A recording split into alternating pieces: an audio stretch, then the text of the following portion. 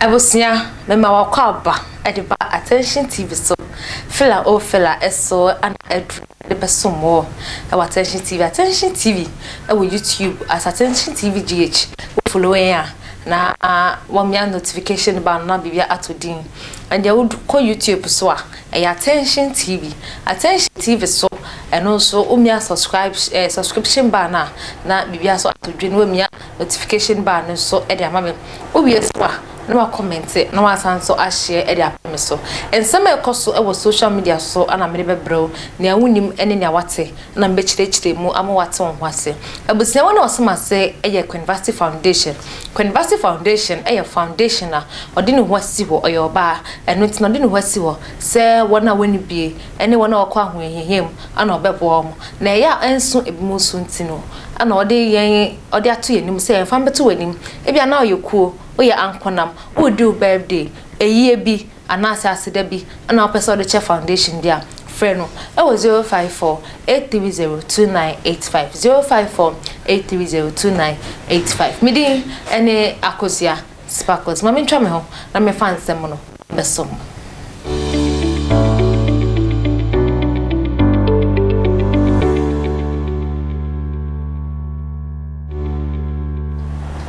Ebusia for video amokoshe ye ne nwom ba ko a ye ka we chicken na ono afani face any boza k etwa ye na so abrante no medical kan mechanic say ono de oye actor ana osanso comedian na so ye hu ye no ana say career no all building na no ana ode enwom ebeka ho a wa ye nwom bebre na so abrante ye abe announce ne first album na ode eba so ama amanseni na akopa bi etie na album ne so no to the din gratitude abonum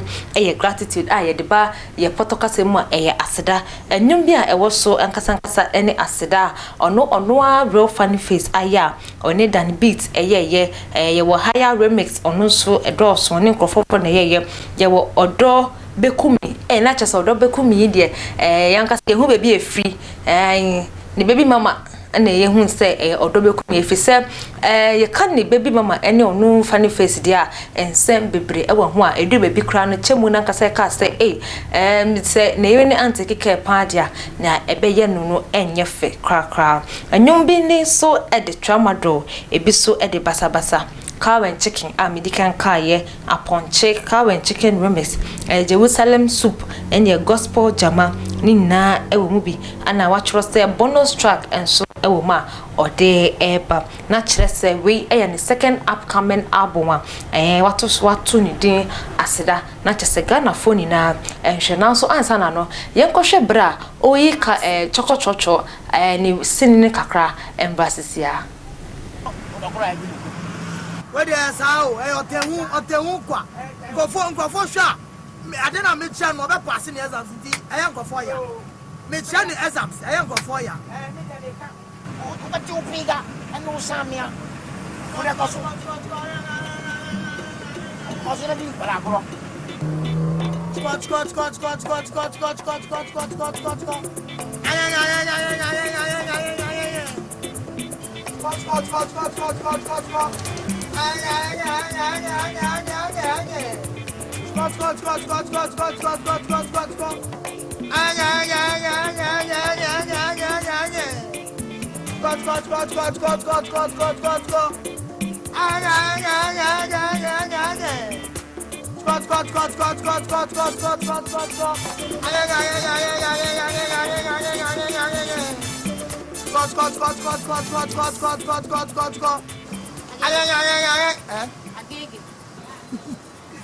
I swear, go. Agege.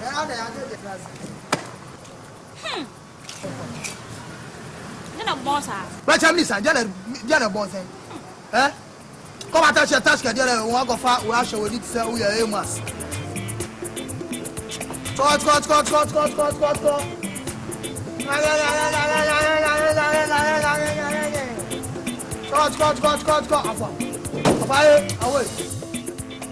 Away say. Oh ma, And I ban it more on the name. Moko me allo lo betia ma obia. And I was a sama for set on tikan. Away, go for na mumba. Afaye.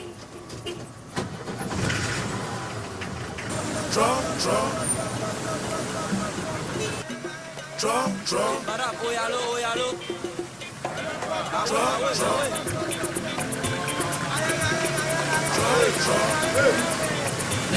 see. Let them see. Let them see. Let them see.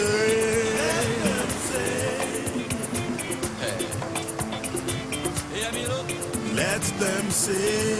Let them see.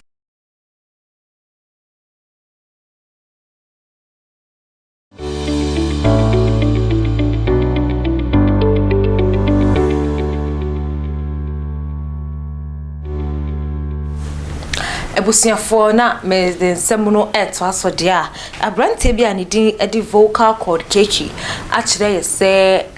Ghana memu ha sem sanka enye artist fo ni bu a wo Ghana memu ha se padia aka nwom to no akofom papa paye ede na ma ne kasa se ye hwese tawale eni stone boy dia na kire se omakon papa paye fise kane no na ekamya ye se ye daddy lumba mo ene hwan musamini no abafom na wo na nso na ye nheda enti omonka na nso ehu shatawale ni stone boy omo ba ye ya omakon paye fise na ye enti omo no tese na Ghana fo wo pe tintin muntina Nigeria nyom ana na ebu ho we de befrɛ mu na wato na so yemu stone boy ene shatawale ebepie mu de Ghana fo age apne omoso a say no omama Ghana music industry no aka akonenuma abeye krabehwe entiye na ma yemfa Ghana music industry no endoto na adwafo efise Ghana memu ha say de omaya de papa ye titiru ene shatawale ene stone boy Ebusia Megina vocal cord KK insemo so edgesi Attention TV esunye YouTube and Facebook ko subscribe ko follow yen name notification bar no na bibia entodin fila o fila ye cancel midin any Akosi Aspakos makram